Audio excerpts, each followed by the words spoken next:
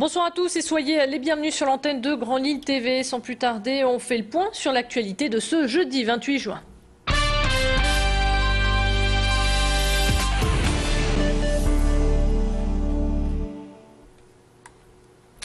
À la une de cette édition, un incendie qui s'est déclenché cet après-midi dans le métro entre les stations Riour et République. De gros nuages de fumée ont envahi les couloirs. Cet incident a mobilisé près de 75 pompiers. Les deux stations ont été évacuées et fermées. La plupart des usagers sont sortis de la station par leurs propres moyens. L'incendie est lié à un incident technique. La ligne est actuellement coupée. 14 bus ont été mis en place pour assurer le transport des usagers. Le retour à la normale devrait s'effectuer en début de soirée. Plus de précisions sur cet incendie au micro de Julie Sicot.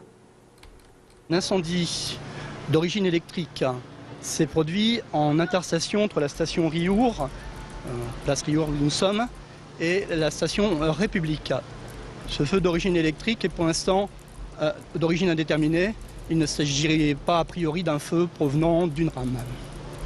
L'essentiel est que même si plusieurs rames sont restées bloquées de ce fait entre les stations Gare et République, il n'y a, après reconnaissance que nous venons de terminer, pas de victimes.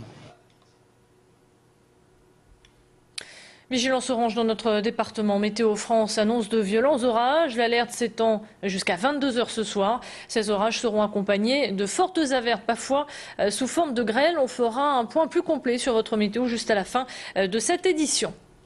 Lille a revêtu ses jolis parasols. Martine Aubry est venue en personne inaugurer la charte des terrasses.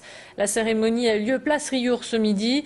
Les passants vont donc découvrir un mobilier urbain sobre et contemporain en harmonie avec la capitale des Flandres. Cette nouvelle organisation de l'espace public a été voulue pour valoriser le patrimoine, affirmer une image de modernité et rendre plus facile l'accès aux secours en cas d'intervention. La signature de cette charte ne s'est pas faite sans douleur.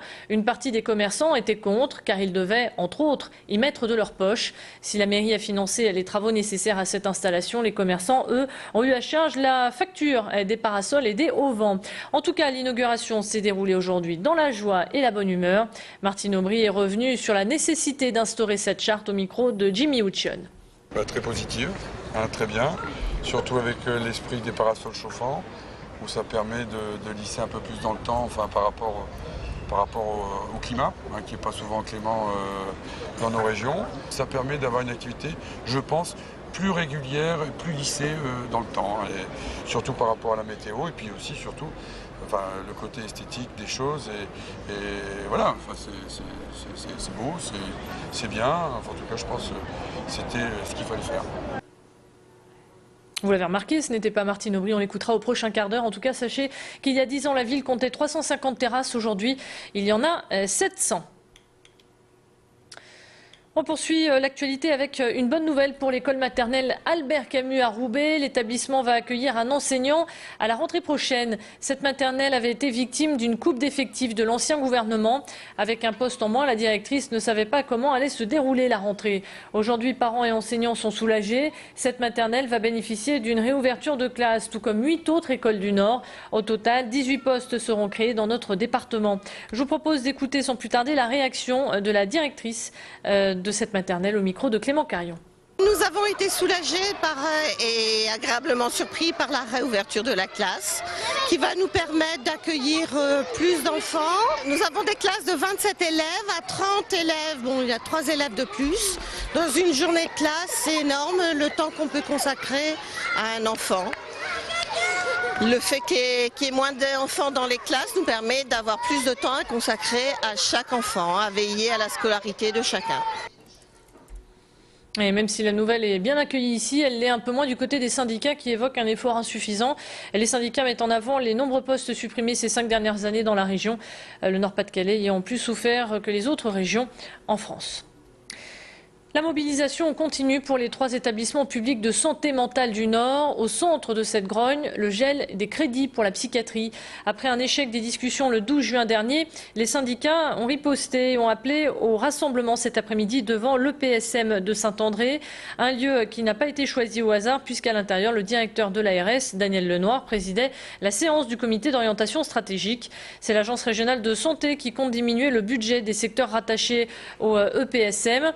Les syndicats évoquent un manque de 4 millions d'euros qui pourrait se traduire par des suppressions de postes. Mais du côté de l'ARS, on se veut plus rassurant. Ces sommes pourraient être dégelées si l'objectif national des dépenses d'assurance maladie ne dépasse pas la ligne rouge. Mais les syndicats pointent également du doigt d'autres difficultés liées aux conditions de travail et mettent en avant le suicide de 2 de leurs collègues. Les syndicats en appellent maintenant à la ministre de la Santé, Marisol Touraine. Je vous propose d'écouter l'un des syndicalistes au micro de Clément Carion.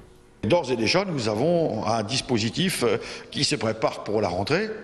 Et pour ne rien vous cacher, avec toute une série d'autres organisations, nous sommes en train de préparer des initiatives de rentrée tout début du mois d'octobre qui sont d'ores et déjà prévues, y compris des actions qui auront une ampleur internationale, notamment avec une initiative qui se traduira par des manifestations en Espagne, en Italie, en France, en Pologne, en Grèce, à l'occasion du 6 octobre prochain. 18h passées de 6 minutes, c'est la fin de ce flash. À suivre votre météo.